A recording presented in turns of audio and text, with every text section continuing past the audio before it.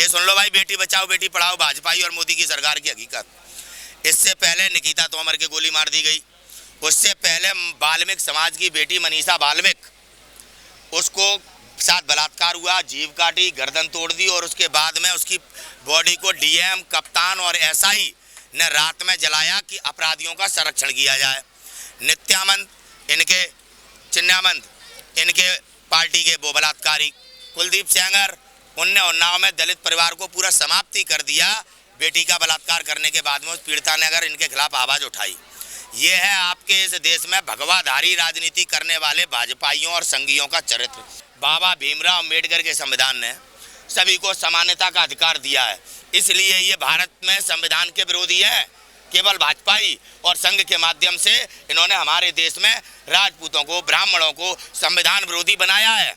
पुष्पेंद्र कुलश्रेष्ठ इसका प्रमाण पत्र है। वो जगह जगह जाके संविधान विरोधी सभाएं करता है। ये राष्ट्रद्रोह हमारे देश में निरंतर भाजपा के लोग करते आ रहे हैं और देश में अन्याय हो रहा है, राम के नाम से अत्याचार हो रहा है। ब्राह्मण कोई भी किसी भी मंदिर के ट्रस्ट में ब्राह्मणों का योगदान नहीं है। हर जगह राजनीति करने वाले, हर जगह पे आरएसएस के लोगों ने हमारे देश में ब्राह्मणों के अधिकार छीन रखे हैं। इनको रोटी डालते रहते हैं, ये गुमराह होके अपने सभी अधिकार खो चुके हैं, जिसका परिणाम अंधकार में भारत में कोई भी मोदी जैसा बेवकूफ आदमी जो कुछ भी बोलता है और करता नहीं, एक नंबर का झूठा आदमी आज वो महान बना घूम रहा है। ये केवल इसलिए है क्योंकि ब्राह्मणों ने अपने जमीर बेच दिए हैं। अगर आज ब्राह्मण सजग होता तो शंकराचार्य और धर्मगुरु हमारे राम मंदिर का चंदा एकत्र कर रहे होते और उन्हें डोर टू डोर न जाना पड़ता।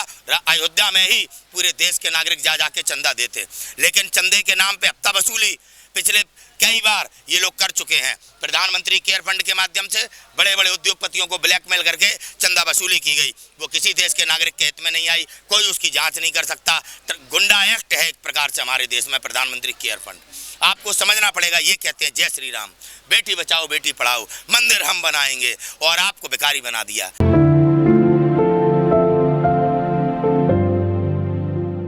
बंगाल की उन बेटियों को जो ममता बनर्जी और जो बेटियों के बीच में जो बांटा जा रहा है, बुआ बेटी को, उन बंगाल वासियों को बताना चाह रहा हूँ, सुन लो भाई। बेटियों की कहानी आया था आदित्यनाथ योगी तुम्हारे बंगाल में जय श्री राम करने, भगवा पहन के। इन गुंडों की हकीकत सुनो। हाथरस में एक पिता अपनी बेटी के खिलाफ उसे छेड़ते हैं, वो गौरव शर्मा है और एक कौन है, ललित, ऐसी कुछ नाम है ना भाई। और जो विधायक के बहुत, भारतीय जनता पार्टी के नेता के बहुत करीबी हैं, बहुत करीबी हैं जो। इन्होंने बेटी के पिता को गोली इसलिए मार दी क्योंकि ये बेटी के प्रति इनकी बहुत दिनों से निगाहें खराब है। बेटी ने इनके खिलाफ रिपोर्ट भी कराई थी। किस समाज की बेटी सुरक्षित है मुझे बताओ?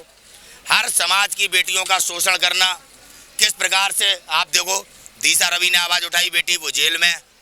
रिया चक्रवर्ती ने सच बताया, वो जेल में। इनकी पमेला वो ड्रग्स बेच रही है, अब कोई ईडी जांच नहीं करेगी। रिया चक्रवर्ती के ट्वीटों की जांच हुई, व्हाट्सएप की जांच हुई। इसकी पमेला की क्या हुई? भारतीय जनता पार्टी की अभिनेत्री की। इनकी अभिनेत्री साध्वी प्रज्ञा सिंह ठाकुर बम फोड़ती है, भगवा पहनती है। देश के नागरिकों, आप लोगों को समझना पड़ेगा किस प्रकार से भारतीय जनता पार्टी बलात्कारी पार्टी है, बेटी विरोधियों की है। ये किस प्रकार से हमारे देश के नौजवानों के भविष्य इन्होंने समाप्त कर दिए हैं। अपराध जगत को बढ़ावा दे दिया है, दंगे कराते हैं, आप लोगों को समाज में बांट के किस प्रकार से गुमराह करके भारत को लूट चुके हैं। परिस्थितियां हम और आप झेल रहे हैं। पूरे देश से निवेदन है, बंगाल वासियों से निवेदन है कि भारतीय जनता पार्टी और इन अत्याचारियों के खिलाफ एकजुट होके आ जाओ। आज देश बचाने की बात है। ये हम अपने लिए नहीं लड़ रहे, ये हम किसी और के लिए नहीं लड़ रहे, आपके लिए लड़ रहे हैं। आपकी थाली में रोटी बनी रहे वो लड़ाई है, आपकी बेटियां सुरक्षित बनी रहे वो लड़ाई है। आज अगर आप नहीं जागरूक होंगे, अपने संविधान की उसकी लाज नहीं बचाएंगे, जिस संविधान ने इस देश को इतनी बुलंदियां प्राप्त की हैं और हमारी और आपकी बेटियां सुरक्षित हैं, तो आगे आने वाले दिनों में देश की इन परिस्थितियों में आज बड़े से बड़े व्यक्ति का मान सम्मान नहीं है। गुंडागर्दी की वजह से संविधान आपको मान सम्मान दिलाता है, आज संविधान का पालन नहीं हो रहा। राजनाथ जीरो, सारे बड़े बड़े नेता जीरो, विपक्ष जीरो, केवल देश में दो हैं हीरो, मोदी और शाह, और उनके हैं बाप अंबानी और अडानी। किस प्रकार से हम और आप अपने आज़ाद भारत में आज इन दोनों तानाशाहों के फैसलों के नीचे कुचले जा रहे हैं। मेरा समाज धर्म का पालन करता है, मेरा समाज ब्राह्मणों की इज्जत करता है।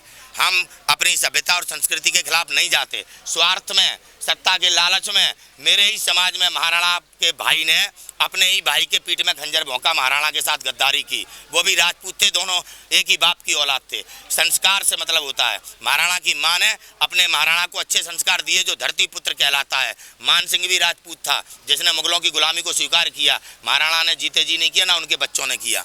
हम अपने देश के लिए बात कर रहे हैं। हम नहीं चाहते हम शासन में हों, लेकिन हम ये चाहते हैं हमारे देश में न्याय हो, सर्वोपरि हो और किसी के साथ अन्याय ना हो। समझना पड़ेगा, आज राजपूतों का धर्म है, ब्राह्मणों का धर्म है। ये भारत चाणक्य के विचार से चलता है, ये भारत महाराणा प्रताप की विचारधारा से चलता है, ये देश संविधान से चलता है। गांधी की विचारधारा जो प्रत्येक नागरिक के लिए समानता रखती हो, अम्बेडकर साहब का वो संविधान जिसमें रामायण और महाभारत को के नियमों को कानून बना के पेश किया गया है। किसी के लिए भेदभाव नहीं है बाबा साहब के संविधान में। जैसे जिसमें काबिलियत हो वो उस प्रकार से अपने आप को उजागर कर सकता है। लेकिन आप ही के देश में ऐसे गंदे लोग बैठे हैं जो आरक्षण कभी कुछ बहाने बनाकर संविधान को कमजोर करते हैं और अपनी रोटियां सेकते हैं। आपको जागरूक होना पड़ेगा अपने संविधान को बचाने के लिए, अपनी रक्षा करने के लिए। जय हिंद।